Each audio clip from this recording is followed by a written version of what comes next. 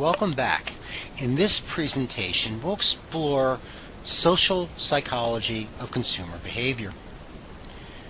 David Myers, in his textbook Social Psychology, describes social psychology as the scientific study of how people think about, influence, and relate to one another. In that chapter, he breaks that down into three pieces: the scientific study of social thinking, the study of social influences, and the study of social relations.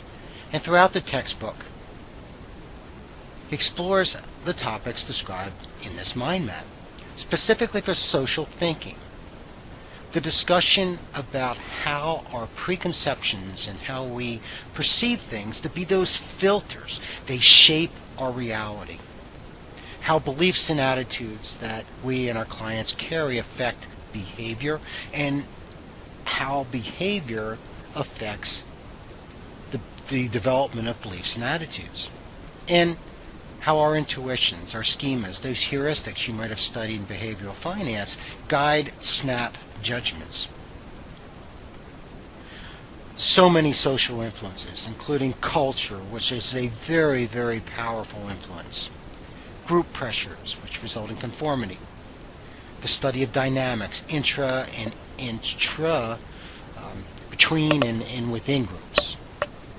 The sheer power of situational factors on action, and how we utilize persuasion. We can employ techniques of persuasion in helping someone move beyond where they are right now. The study of social relations, in other words, how categorizations can lead to prejudice and stereotyping, issues related to attraction, aggressive behaviors, and how we might be able to assist a couple, groups in conflict resolution.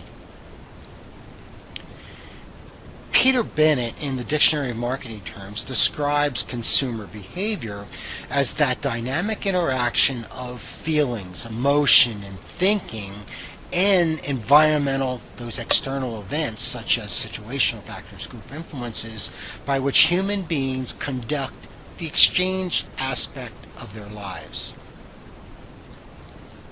So we'll be looking at, exploring, discussing the social psychology of consumer behavior over the next 8 weeks. On the back cover of your Vygotsky book, you'll see 4 outcomes or issues which would be explored within the text. How do consumers process information? How do they make choices? How do they make their decisions? How are decisions translated into actions of consumption? And finally, how can marketing or we as financial planners influence and respond to our clients? Perhaps this image summarizes it for better clarity, in realizing that the mental frameworks that our clients use in coming up with their consumer buying decisions really are based upon incomplete facts. They're colored by past experiences and clearly the filters of perceptions. Those impact the actions, the behaviors, the interpretations. And clearly we'll be exploring how we as the financial planner, their counselor, their advisors, can come into play to clear up some of these items and to move beyond self-sabotaging behaviors, non-optimal behaviors, towards those which will help the client get to where they want to go in a way that they want to get there. By the way, we'll be taking a look at this article or this publication later in the course, really interesting, in which it's talking about how we can use better communication in helping the client, in this case the idea of climate change communication, how we can promote that discussion. Another resource you'll be looking at was by Elizabeth Jaton for Bright Talk, and in it she said one of the roles of the financial planner, or maybe one of the primary roles, is that we are in the business of behavioral change. We're helping people that probably don't like change. They feel threatened by it. It stems fear, and we need to help our clients move beyond that fear towards positive actions, discussions we're going to certainly engage in throughout the term. In this part of the introduction, I thought we'd take a look at some of the theories that you'll be introduced to in chapters 2, 3, and 4. Well, first of all, why do we care about theories? Well, theories are the result of scientific study, and they're helping us understand the thought processes, the dynamics that take place on how reality works, or at least some of those themes that we need to explore. It helps us to better understand our realities, better understand our clients. In Chapter 2, the first model that you come across is Atkinson's expectancy value model. And as you, in this model, there's two key pieces. Expectation, which is the probability for success, and the value of doing that activity. And as described, the client's decision to engage in the activity and to persist in doing it really is a function of expectancy value. In other words, the cost benefit.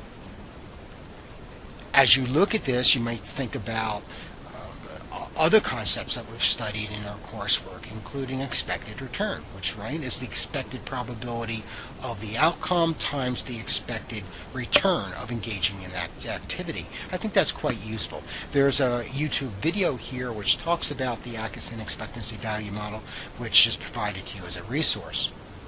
So under the model, you can see that when the expectancy of the outcome is low and the value is low, then the motivation, the attitude for doing that, for engaging in the activity, is obviously low. While on the other end, if the expectancy is high, the value is high, then the motivation is high. This slide, and I put this in because I thought that this Eccles and Wigfield model was a very useful description, example of the expectancy value. This applied to a study in a school system. But what I liked about this, and what I wanted to point out to you, do you see how this links back to that discussion at the first part of this video regarding social psychology?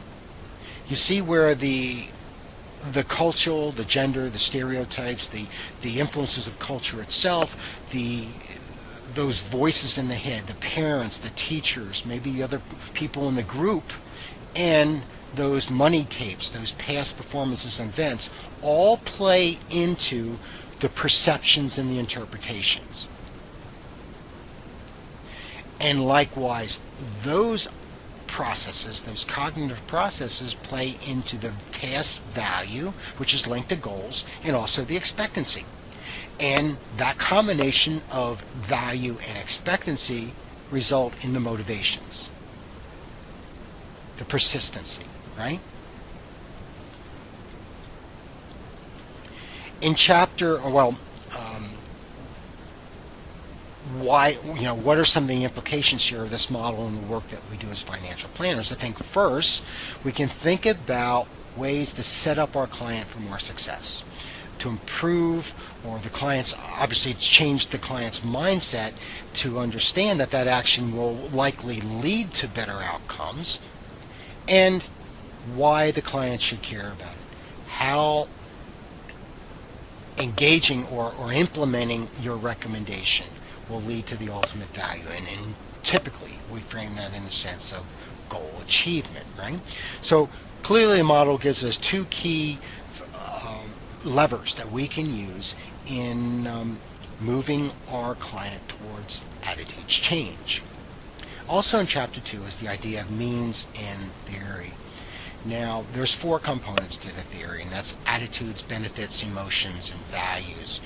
And you probably have heard the saying before that you don't sell attributes, the features, you sell the benefits.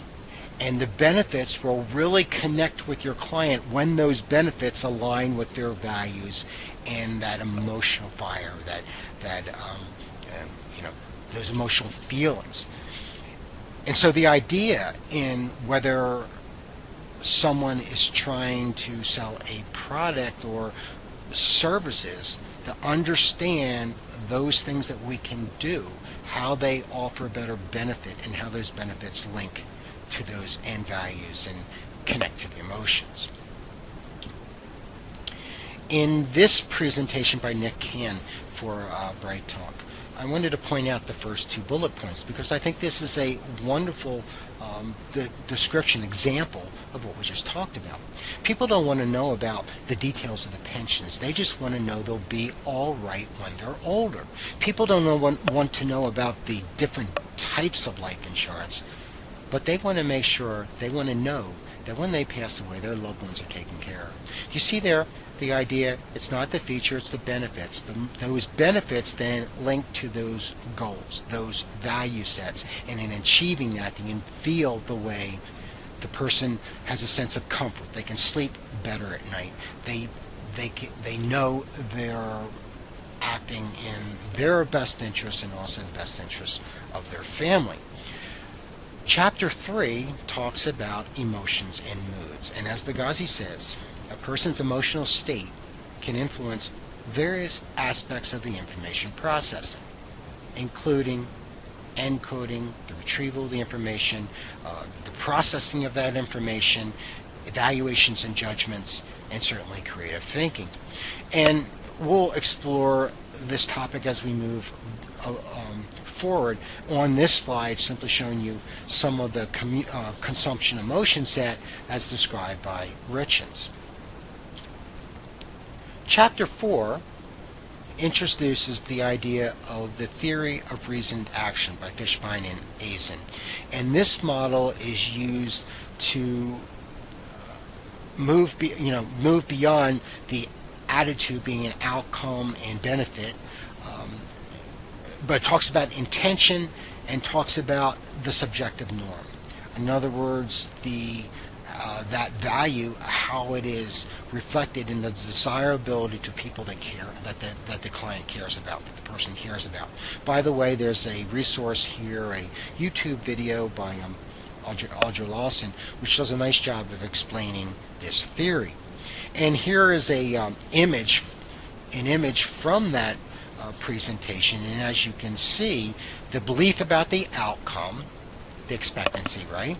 The evaluation of the outcome, that's the value piece, moves the attitude, but then you have that subjective norm.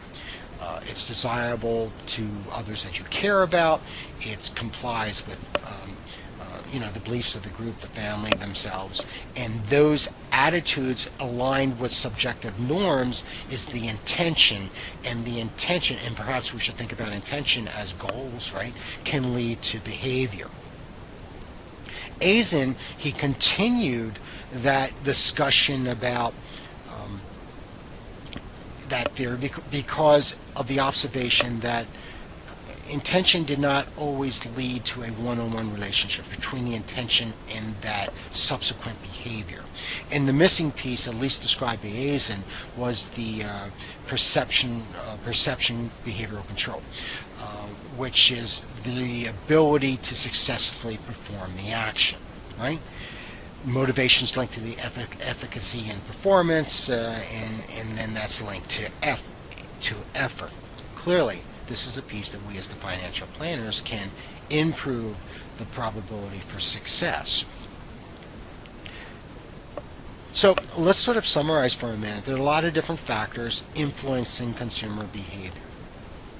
Internal, the environmental, and miscellaneous. And so when we look at the internal, items we've already talked about and items we'll certainly explore over the next 7 weeks include those needs, those values, beliefs that lead, the needs and the values and beliefs often lead to the goals, lifestyle choices, perceptions, attitudes, gender, life cycle, how knowledgeable the client is.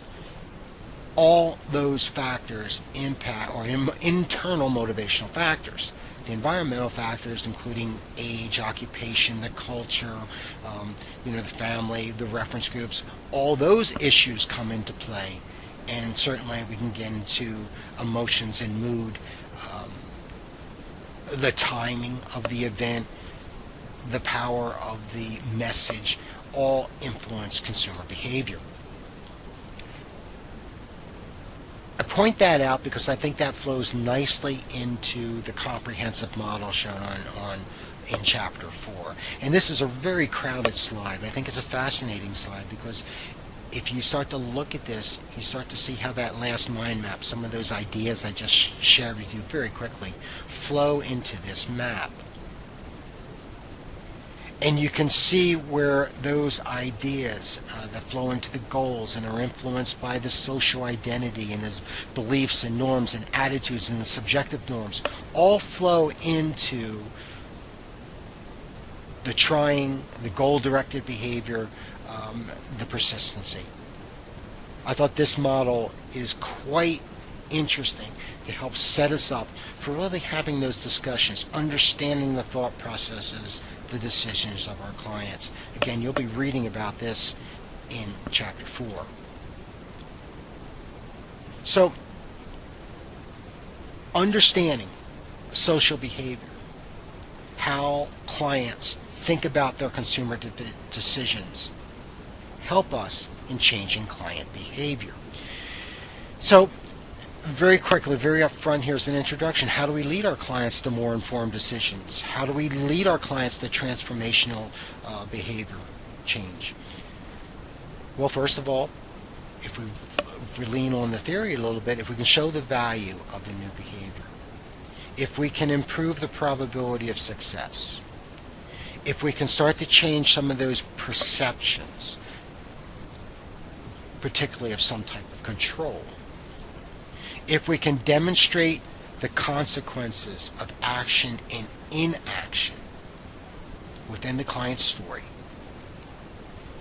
and frame that discussion around the client's story, I think you're setting up your client for a chance to transform, to move in that new direction. Elizabeth Jaton, in a presentation, again for Bright Talk, on becoming a conversational leader, which you'll be listening to later in the course, offers so many wonderful ideas, which I show here. And I won't go through this at this point. You'll be looking at this, but I think you'll see some themes that we've talked about in this introductory video flow into this, becoming that conversational leader with your clients, the ways that you'll be establishing trust, the way that you'll be helping the clients achieve or facilitate behavioral change, moving beyond fear, moving beyond that sense that change is stressful, that it's a loss, rather that change sets them up for greater successes, and increasing the client's capacity for adaptive change.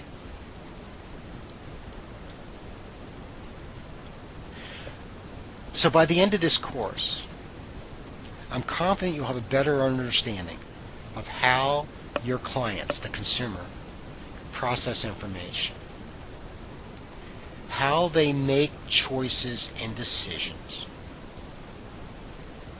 how you can use that knowledge to help the client understand a new method or understand the rationale for your recommendation, how decisions are translated into actions of consumption. So in other words, moving our client from inertia to movement, and how you can influence, persuade, offer better clarity, connect with your clients. So, an interesting 8 weeks for sure, and that concludes this presentation.